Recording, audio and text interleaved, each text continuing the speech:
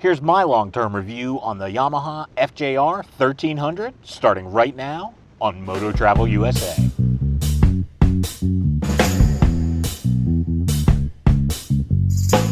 So this is going to be a video about my opinion of the FJR1300 after having driven it for more than 15,000 miles.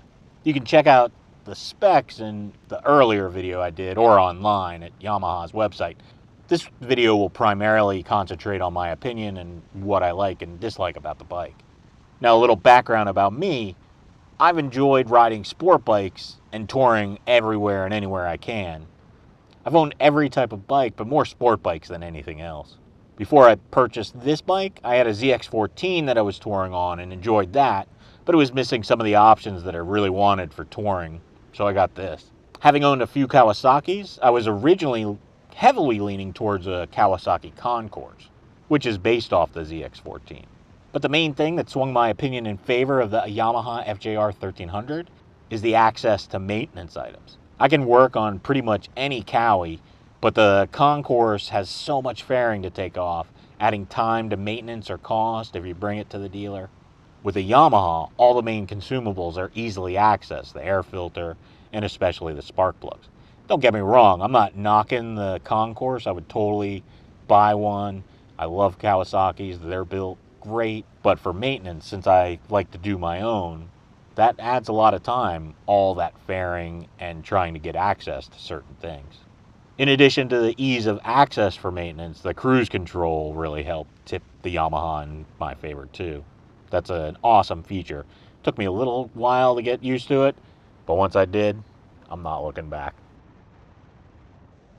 So what do I think of the FJR coming from sport bikes? I think there are a ton of great things about it, with a few things I would like improved. This motorcycle is awesome. It has tons of features, has a formidable engine, and can carry a lot of stuff for long journeys.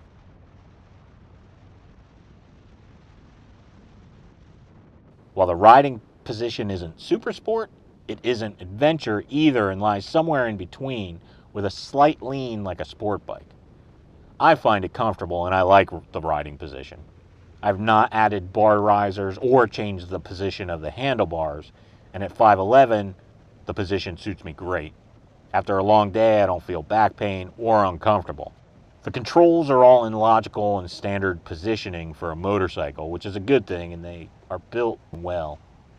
I do like the combo kill on and start switch. That helps clear up room for other buttons.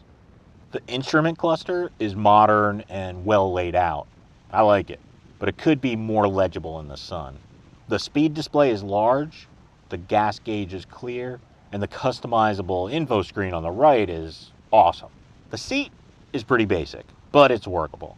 Not super comfortable for hours on end, but it is comfy on short trips and at about 2-hour clips at a time. I actually upgraded to the comfort seat, as you can see in the comfort seat video. I really like that I can use regular unleaded.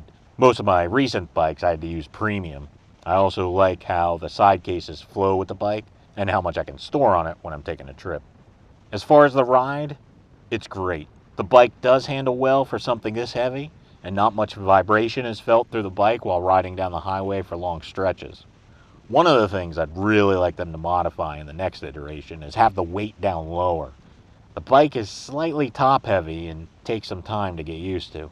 I have gotten used to it, and it's fine once you get a feeling for it, but I think the bike would be a lot more fun and more nimble if the weight was lower. The other thing I'd like to see in the next iteration is more driving and traction modes. The two are great, but kind of to the extreme on either end.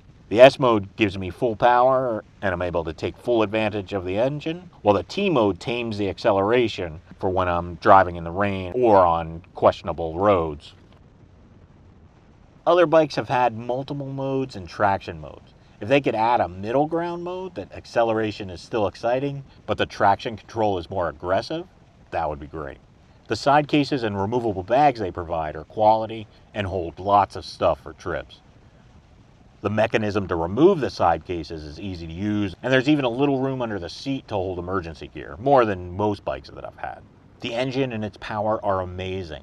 The bike handles the power so well. I sometimes find myself going a little faster than I thought, so you got to be careful. Even going at highway speeds, you can easily pass someone. It runs smooth at low speeds and feels good when cruising at a consistent speed.